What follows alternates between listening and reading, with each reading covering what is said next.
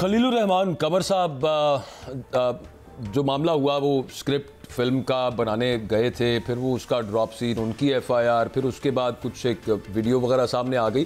शहजाद हुसैन भट्ट साहब, ये आपके पास एक खबर है, क्या मामला चल रहे हैं, ये प्लानिंग किधर हुई है सर? बाजवा भाई, मैं तो पॉलिटिकल रिपोर्टर हूँ आप जैसा यार, मैं कल्चर को, काम को इतना तो नहीं समझता, लेकिन बहरहाल एज ए रिपोर्टर मैं आपको खबर दे रहा हूँ। खबर ये है, ये खबर शायद खलीलुर रहमान कब्र तक पहुँची है या नहीं पहुँची, लेकिन लाहौर शहर में डिफेंस के इलाके में एक घर है। अच्छा। और उस घर में 10 खवातीन इकट्ठी हुई। उन खवातीन ने गुफ्तगू से पहले अपने अपने पर्सों से 1-1 लाख रुपया टेबल पर रखा। ये इस मामले से पहले की बात कर रहे हैं? जी हाँ, इनका उनके पास जाने से कबल की बात कर रहा हूँ। अच्छा ठीक है, मतलब इससे पहले कि खलील साहब बैरिया टाउन जाते, डिफेंस में एक मीटिंग हुई। वो 4-5 दिन पहले मीटिंग हो चुकी थी। अच्छा। उस मीटिंग में 10 लाख रुपया टेबल पर रख कर गुफ्तगू शुरू हुई, और वो इबरत का निशान बनाने के लिए मीटिंग थी। किसको? खलीलुर रहमान कमर साहब को। 10 लाख क्यों इकट्ठा हुआ? 1-1 लाख रुपया दिया जाएगा। जिसको आप कह रहे हैं ना, ये लंदन से आई है खातून, ये वहां से आई है, होते नहीं यार जो टीवी भट्ट साहब के शूटर है, ये सब लोग वो है। अच्छा। ये पेड लोग हैं भाई, ये वो लोग हैं जिनको प्लानिंग के तहत प्लान किया गया, सिर्फ खलील कमर साहब को सबक सिखाने के लिए। वो जो बातें करते थे ना, 2 टके की औरत, और ये कोई खातून मुझे अगवा करके दिखाए, मैं फिर बताऊंगा, अगलों ने कर लिया अगवा। नहीं, ये जो 10 लोग इकट्ठे हुए हैं, ये खवातीन है आप बता रहे हैं? लोग नहीं, खवातीन। अच्छा। और ये मुझे पता नहीं क्यों आपकी बात से यूं लग रहा है कि इनमें कोई शोबिज से ताल्लुक रखने वाली जाहिर है, क्योंकि फील्ड देखे भाई, शोबिज से हो या जो हो, 10 खवातीन इकट्ठी हुई हैं, और चले आपने कह ही दिया तो हाँ, शोबिज से, सारी की सारी शोबिज की मारूफ अदाकारा हैं, और वो भी है जिनसे ड्रामा बनाने के लिए 1.25 करोड़ रुपया इन्होंने लिया था, पाकिस्तान की टॉप फिल्म स्टार। अच्छा। और आखिरी बात मैं आपको ये कह दूं, मुझे पता आपका वक्त खत्म हो रहा है, खलीलुर रहमान कमर साहब, एक मिसाइल आपको 10 दिन बाद और लगने वाला है। चैलेंज कर रहा हूं आपको, क्योंकि अब जो कमेटी 20 लाख रुपए की उन्हीं खवातीन ने इकट्ठी की है, उसमें ना सिर्फ ये तमाम अफराद जो जेल में हैं इनकी रिहाई होगी, वकला होंगे, जेल में रोटियों के पैसे होंगे, और अगला प्लान भी उस टेबल पर बाजवा साहब उन्हीं खवातीन ने बना चुकी हैं। मतलब पहला मिसाइल खलीलुर रहमान कमर साहब पे, वो जो बैरिया टाउन गए थे और वहाँ पे वो ट्रैप हो गए, वो वाला मामला था। शहजाद हुसैन भट्ट साहब ये खबर दे रहे हैं कि अब अगली प्लानिंग भी है, और एक 10 दिन के अंदर मजीद क्या होने लगा है वो नहीं उन्होंने बताना पसंद किया भट्ट साहब ने। वो फिर कभी सही दोबारा के लिए कभी वो स्टोरी रख लेते हैं, लेकिन खलीलुर रहमान कमर साहब को ये मुतनब्बे कर रहे थे शहजाद भट्ट साहब के, उनके लिए हालात जो है ना वो मजीद थोड़े से और ख़राब। चौधरी साहब का टाइम ना होता तो बात खुल के और भी हो सकती थी। वैसे चल कल दोबारा कर लेंगे। फवाद भाई, आप ज़रा गौर करें तो बानी पीटीआई और मुल्क का साबिक वज़ीर आज़म इस वक्त जेल में है। अच्छा, पार्टी तितर बितर हो रही है मैं समझता हूँ, और निशान भी गया है। एस्टेब्लिशमेंट और इमरान खान के दरमियान जो लड़ाई फसाद, ये सारी चीज़ें चली। आप तो इमरान खान की आंख और मैं समझता हूँ कान बहुत करीबी थे। मुझे जब रैली निकली थी इमरान खान की, उस वक्त भी आप साथ साथ सारी चीज़ों को, फेडरल मिनिस्टर रहे, हर चीज़ को कंट्रोल करते थे। आप खुद को कितना जिम्मेदार समझते हैं इस सारे फसाद जो हुआ है, इसमें आप रिस्पॉन्सिबल हैं? हम तो 1% रिस्पॉन्सिबल नहीं हैं, और ना ही पीटीआई रिस्पॉन्सिबल।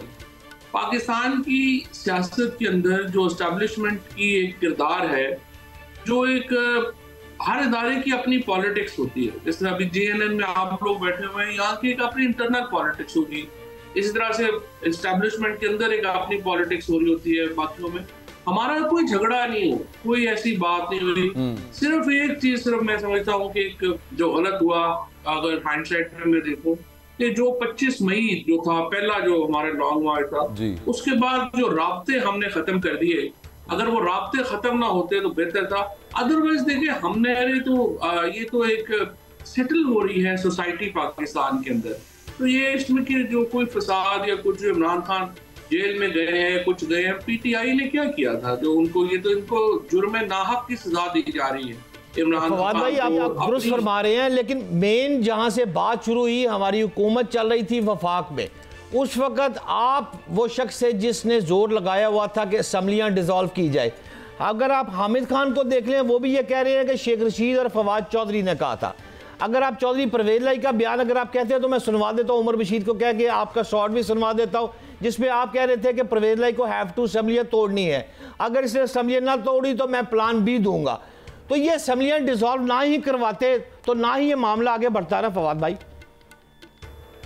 देखिए ये तो बिल्कुल ही एक ऐसी बात, पहली बात तो ये कि हामिद खान साहब तो जाहिर है उस वक्त थे ही नहीं, थिक ऑफ द थिंग, उनको नहीं पता किसने क्या किया, वो तो तुक्के मार रहे हैं। शेख रशीद साहब तो बहरहाल इस कन्वर्सेशन में शामिल नहीं थी। ये सबसे पहली तजवीज़ जो थी शाह महमूद कुरैशी साहब ने दी थी और बिल्कुल मैंने उसकी हमायत की थी, और इसलिए हमायत की थी कि जब आप पॉलिटिक्स के अंदर इमरान खान जिस किस्म की पॉलिटिक्स करते हैं वो सिंगल दुक्की वाली सियासत नहीं करते, और क्रीज से निकल के फैसले करने की सलाहियत रखते हैं, छक्के मारने की सलाहियत रखते हैं।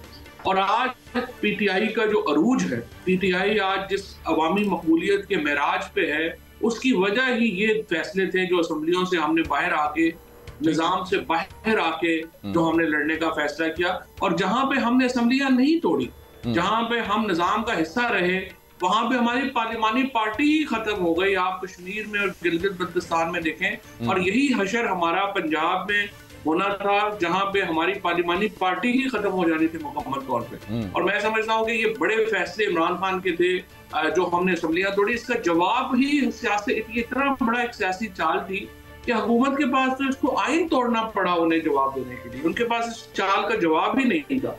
तो जब आपने आइन ही तोड़ देना है तो फिर तो जाहिर आप क्या करें, बट हमारी ये चाल बिल्कुल जबरदस्त थी और इट पेड अस वेल।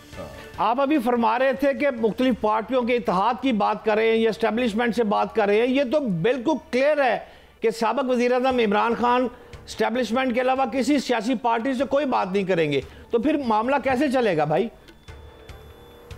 नहीं, बात तो हो जाएगी, सियासी जमातों से भी बात हो जाएगी, और इसलिए बात हो जाएगी कि पाकिस्तान को अगर आपने स्टेबिलिटी देनी है, पाकिस्तान के अंदर जो सियासी जमातें हैं, नून है, पीपल्स पार्टी है, जमात इस्लामी है, JUI है, इन सारी पार्टीज को एक फील्ड अपने फोल्ड में आना होगा। इन सारी पार्टीज को एक मिनिमम कॉमन एजेंडा हमें तय करना पड़ेगा, और उसकी वजह ये भी है कि एस्टैब्लिशमेंट के साथ आप डील कर नहीं सकते। अगर इमरान खान डील करते हैं एस्टैब्लिशमेंट के साथ तो उनकी तो सियासत फिर शहबाज शरीफ के लेवल पे आ जाएगी, तो डील उन्होंने करनी नहीं है, तो शरायत सारी एस्टैब्लिशमेंट ने माननी नहीं है। लिहाजा टू स्टार्ट विद ये मौक़िफ़ उनका जो भी है वो है, लेकिन अल्टीमेटली आपको सबसे बात करनी पड़ेगी। और मैं समझता हूँ कि एस्टैब्लिशमेंट को भी सियासी जमातों को अलाउ करना चाहिए कि वो एक दूसरे से बातचीत करें और आगे बढ़ें।